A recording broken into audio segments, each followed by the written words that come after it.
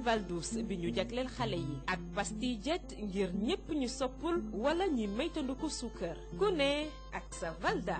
Pastille Valda suñu cosaan.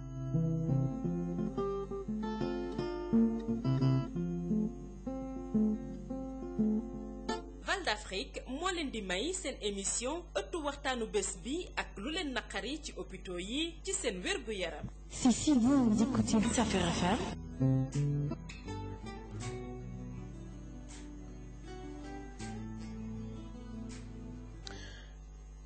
Voilà donc le Soleil titre à sa une basket. Le Sénégal bat le Mali par 55-50. Les Lioncelles championnes d'Afrique.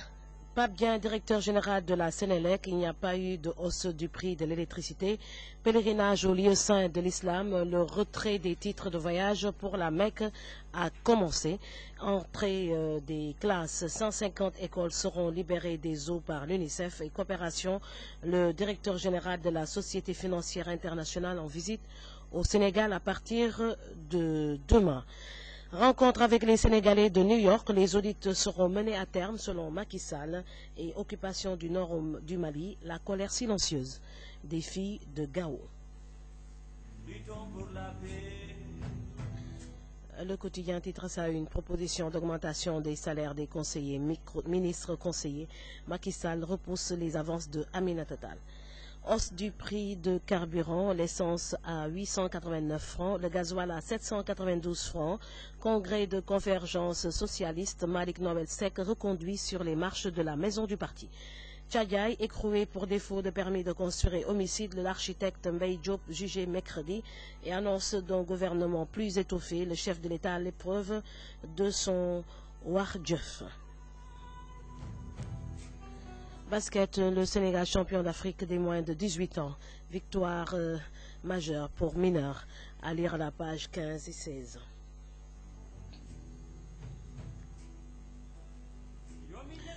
Afro-basket féminin des moins de 18 ans. Les Lioncelles sur le toit de l'Afrique 27 ans après. C'est à la une du quotidien Le Populaire. Rentrée scolaire compromise, 421 écoles inondées ou occupées, 146 à Dakar, 140 à Saint-Louis, 36 à Thiès et 31 à Kaolack. L'inspection départementale de Thiaroye sous les eaux. Devenu un fléau pour la société, faut-il criminaliser le viol, les praticiens du droit divisé. Waxina Nimzat, Arafat, Rayof, Djeddah, Thiaroye Kao, Pikine, Mousdalifa, ces quartiers qui portent mal leur nom. Sud Quotidien titre à sa une, Tanor sur la sellette, Khalifa Sall en embuscade, le PS vers un congrès à risque et Kaffrine, la paillère au bord de la scission, les jeunes du parti en bataille rangée. Finale 12e Afro-basket U18 féminin, Sénégal, Mali 55-50, les Lioncelles reines d'Afrique, à lire dans Sud Quotidien et un dossier sur l'immigration clandestine, le calvaire des épouses des absents et disparus.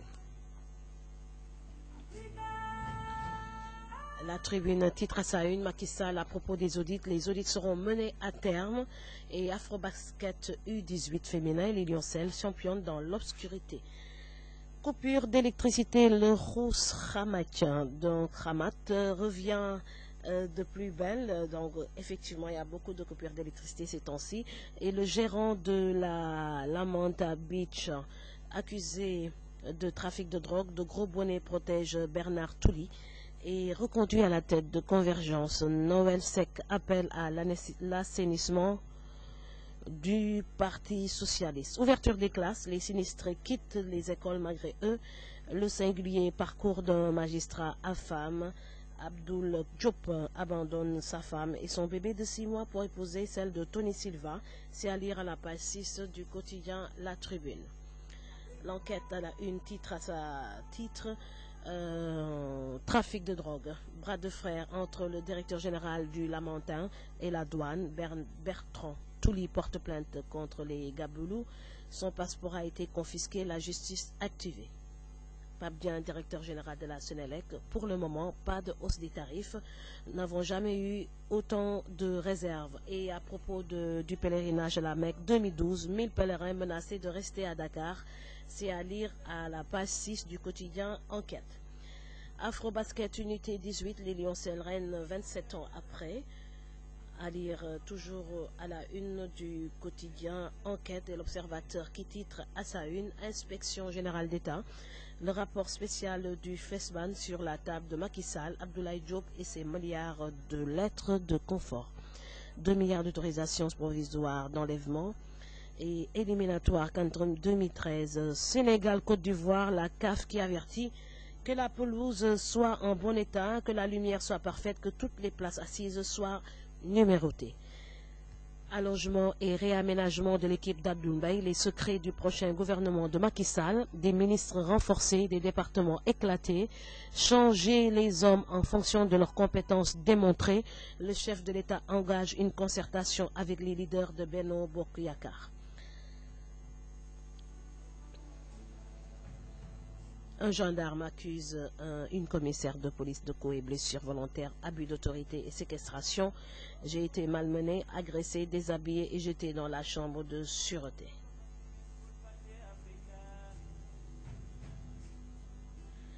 Libération qui titre à sa une, Y'en a marre interpelle Macky Sall. Où est la rupture? Il fait du recyclage avec du vieux, il veut faire du neuf.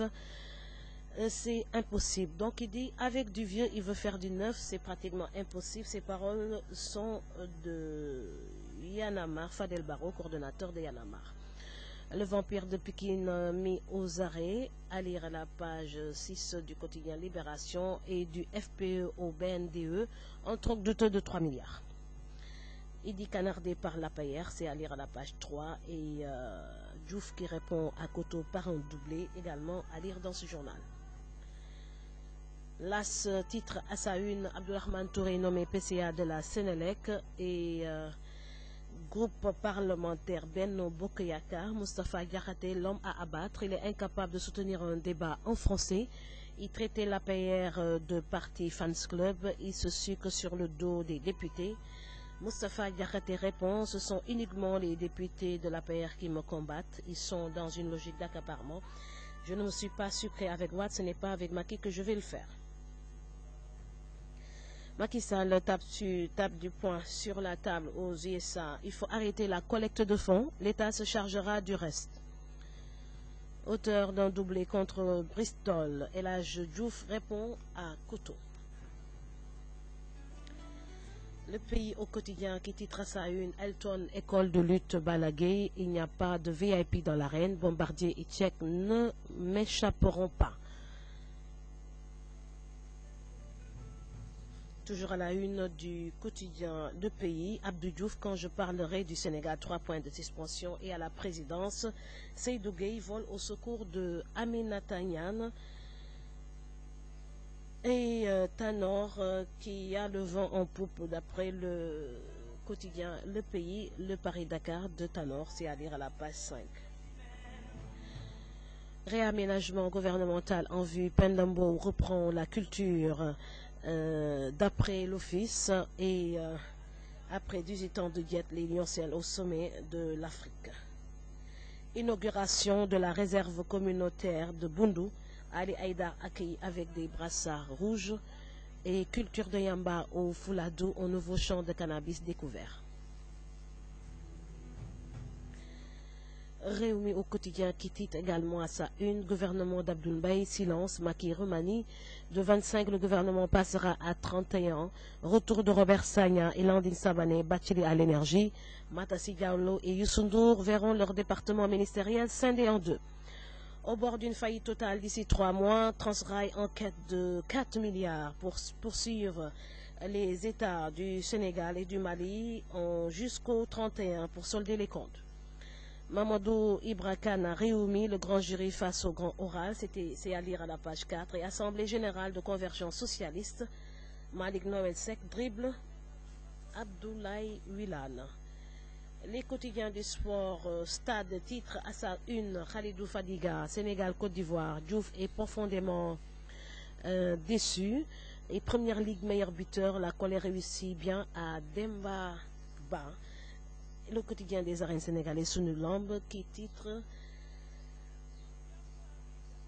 ces trois phénomènes révélés par Mounian Productions, Siteu, Sakes et Ama, et l'arène est catégorique. Nous demandons la grâce pure et simple pour Boy Niang 2 et d'autres articles intéressants également à lire dans ce quotidien.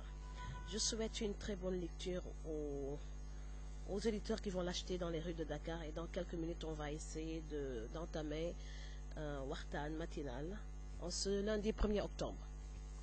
C'est si bon d'écouter Safir FM.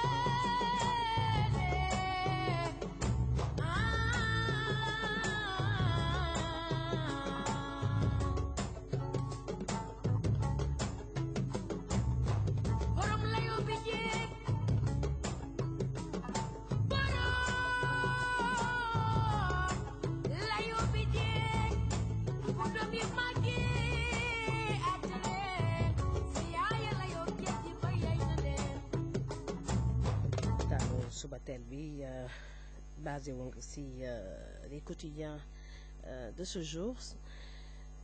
Soleil tey moom dafa xëy bind si Lioncelles yi nga xam ne dañuy nekk championne d'Afrique donc bu basket bu mineur. Donc ñoom depuis samedi ñoom ñooy championne d'Afrique, ñu ngi dóor 55-50 équipe bu Mali mu nekk ndam lu rëy boo xam ne xale yi jigéen yi ñu nekk ñi yëngatu ci basket am nañ ko depuis samedi bi weesu. Soleil tamit xëy wax que Pape Dieng, directeur général bu Senelec, dafa ne qu'il n'y a pas eu de hausse du prix de l'électricité. Nee na moom courant bi yokkuwul waaye nit yi moom remarqué nañu que seen facture yi yokku na. ñu remarqué également que temps yi moom coupure courant yi moom dellu si waat na bu baax, surtout si weekend bi moom fii moom Sacré-Cœur def weekend bi moom depuis démb su guddi moom courant amul woon ba toute la nuit courant bi dellu siwul. Defe naa fayar lay booru 8 heures si le courant bi dellu si. mu indi rek indiwaat waxtaanu courant fii Sénégal, dans un pays soleil yi nga xam ne dañu war a def tout pour que kër bu nekk am plaque solaire. Tant que réglé wuñu problème mu énergie renouvelable fii ci Afrique duñu jóg mukk ci courant bi coupé di dem di ñëw. Mu nekk loo xam ne autorités yi war nañ ci gëstu bu baax, faire en sorte que les plaques solaires soient accessibles aux ménages. Temps yële gisoon nañu ko amoon na benn programme au Banque mondiale ak une société privée de la place pour faire en sorte que yenn kër yi bénéficier wu plaque solaire. Loolu dañ ko war a gën a renforcer, faire en sorte que képp koo xam ne am nga kër fii Sénégal, Dakar ak ci région yi, nga mën a am équipement plaque solaire bu mën a permettre énergie bi mën a law ci biir kër gi te bañ a dépendre ci Sénélec. Soleil tamit xëy na wax que retrait des titres de voyage pour la Mecque moom tàmbale na depuis démb. ñu ngi retiré seen titre voyage, maanaam passeport yi ak billet yi ak lu mu àndal, pour mën a dem aji Makka ci 2012. Rentrée des classes bi également, nee na 150 écoles seront libérées des eaux par l'UNICEF. UNICEF dina ci participer ndax ndox écoles yi nga xam ne daf inondé, pour ndox bi mun fay jóge xaalis mooy tax ndox bi mun fay jóge, ndax il faut tout faire pour évacuer donc et l'évacuation coûte cher. hein. Il faut mettre à contribution beaucoup de mains et créer des canalisations. Donc UNICEF nee na dina si dugal loxoom pour mën a libérer 150 écoles. Macky Sall ñibbisi na depuis samedi de New York nee na jot naa wax foofu wax yu bëri bu si gën a ràññee te Soleil fësal ko tey mooy les audits seront menés à terme audits yi ñu tàmbale yëpp dinañ dem jusqu'au bout donc loolu Macky Sall teniroon na ko wax fële si New York. Las moom xëy wax Moustapha Diakhaté l'homme à abattre président groupe parlementaire Benno Bokk Yaakaar coow li bëri na si Moustapha Diakhaté moom nag nee na coow li si biir këram lañ koy xeex nee na ce sont uniquement les députés de l'APR qui me combattent donc c'est le linge sale actuellement qui est en train de faire un petit peu de désordre dans la famille. Macky Sall tape du poing sur la table aux États-Unis nee na il faut arrêter la collecte des fonds l'État se chargera du reste affaire inondation centaines de mille ak centaines de millions réglé wu ko c'est des milliards et des milliards donc ñu bëri jot nañoo joxe seen contribution mu nekk benn élan de solidarité boo xam ne kenn amul lu ñu ci wax mais parfois il faut savoir arrêter et laisser l'État continuer et entamer les grands travaux pour régler le problème de l'assainissement. Donc loolu Macky Sall comprendre nee na arrêté leen les collectes de fonds te bàyyi leen léegi nag état bi tàmbali liggéeyam te def li des mu nekk loo xam ne rafetlu nañ ko parce que le problème des inondations ne peut pas se régler par des collectes de fonds la collecte de fonds peut régler des problèmes d'urgence yu ndaw ndekki añ reer donc des inondés mais quand même les grands travaux ça c'est l'État qui se charge de ça et ça tout le monde le comprend. Abdourahmane Touré moom nommé nañ ko PCA de la Sénélec loolu la sa xëy na wax ko.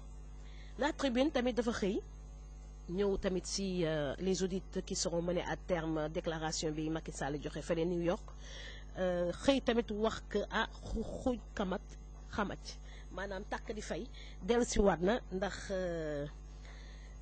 sondel yi daal dellusiwaat nañu si kër yi depuis semaine yi passé mu nekk loo xam ne ñëpp ñu ngi koy ñaawlu La Tribune également xëy wax que am na benn problème bu rëy fale si hôtel Lamontin Beach ndax le grand patron dañ ko tuumal trafic de drogue ba coow li bëri na si côté am.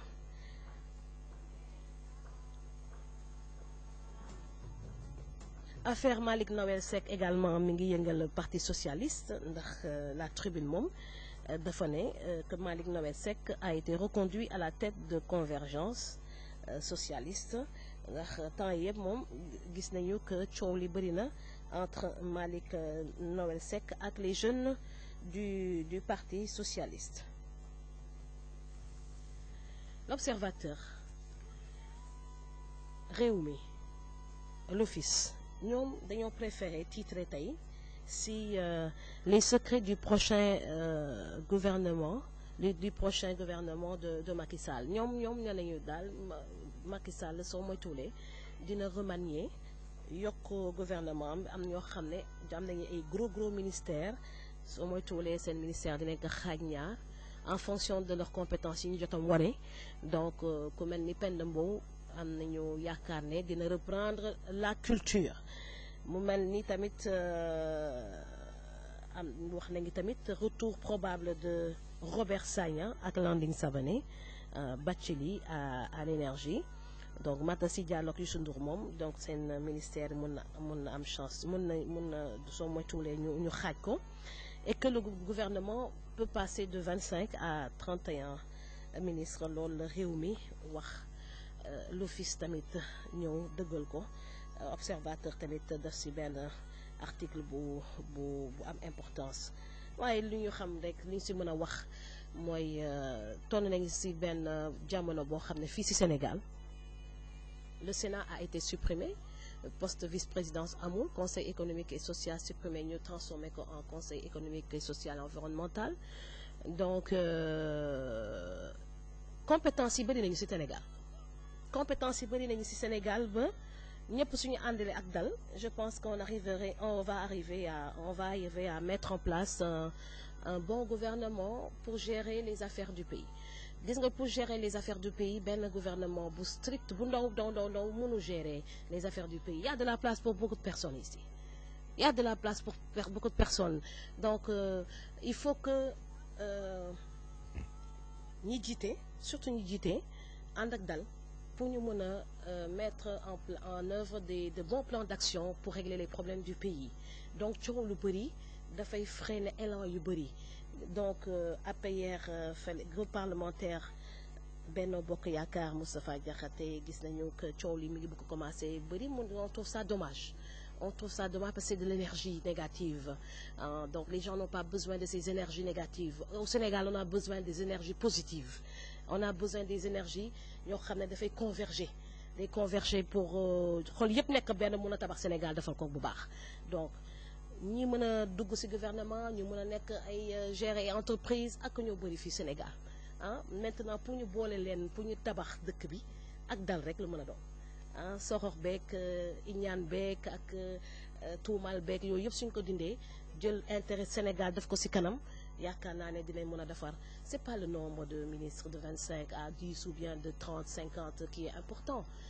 donc ce qui est important c'est de localiser les compétences les véritables compétences capables de gérer les pays voilà ça sert à rien de nommer une personne boo xam ne mënu gérer quelque chose par contre s'il y a des gens qui peuvent apporter beaucoup de choses pour le développement de ce Sénégal mais ils seront en principe les bienvenus pour defar Sénégal parce que de toute façon loolu la ñëpp di ñaan nañu mettre en avant des hommes qui peuvent diriger ce pays pour faire en sorte que courant bi tàkk di fay mën a dàkk ba abadan faire en sorte que ndox bi taa ci oto yi écoles yi mën a retirer wu ci écoles yi pour xale yi mën a dem jàngi faire en sorte que hôpitaux yi am problème yi jeex ñu mën lay fekk paysans yi mën a terminer seen nawet correctement donc en général les grands problèmes de ce pays tali yi mën a ñu continuer ko ni ko tàmbale woon ñu eggali ko il faut une équipe qui gagne pour gérer ce pays donc et je crois fort qu'il y a des hommes qui peuvent le faire et il y a de la place pour tout le monde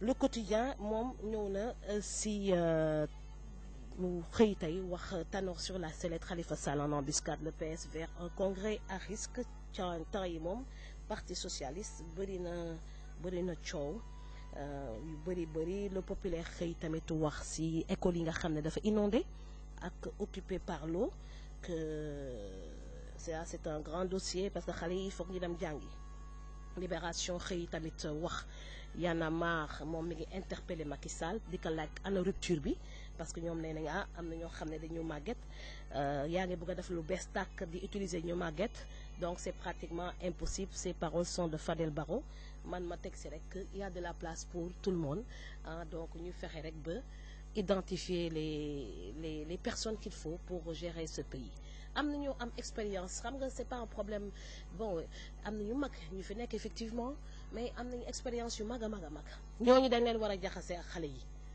ñoo leen war a jaxase ak xale yi waaye waruñuy jël mag yëpp mettre leen aux oubliettes jël ay xale yu bees tàkk teg leen dans un gouvernement ça peut poser également des problèmes c'est un petit pays avec 2500 milliards de budget annuel donc on peut se battre ba budget bi gën a yokku mais en puisant dans les ressources qui sont dans les personnes qui ont une grande expérience de la vie et de la vie politique et de la vie des affaires. Donc loolu moo gën a fës tey ci journaux yi tey donc le remaniement ministériel en vue donc les Lioncelles qui ont fait un grand effort en remportant la Coupe d'Afrique donc c'était extrêmement joli de les voir se battre pour gagner la coupe et finalement mujj nañ ko gagner et puis Sénélec qui a toujours des difficultés pour ravitailler tout Dakar en électricité mu nekk loo xam ne doy na waar quand on pense qu'il y a le soleil tout le temps ici au Sénégal Donc l'État gagnerait à rendre accessibles les plaques solaires pour permettre de développer l'énergie solaire au Sénégal. Voilà, donc je remercie tous les auditeurs qui étaient à l'écoute et je libère l'antenne pour laisser la place aux voyantes qui vont continuer le programme de voyance ak lu leen neex lu leen nakari si réew mi. Nogay Ngom de Rufisque va venir prendre ma place pour continuer la voyance. pasti Valda yi Tëngéej lañ leen di defari dalee ko 1942 ba tey te mbooleem liggéeykat yi fa jaar wane nañ seeni manin ak seeni xarañ ba ñu am tey ay pasti yu mucc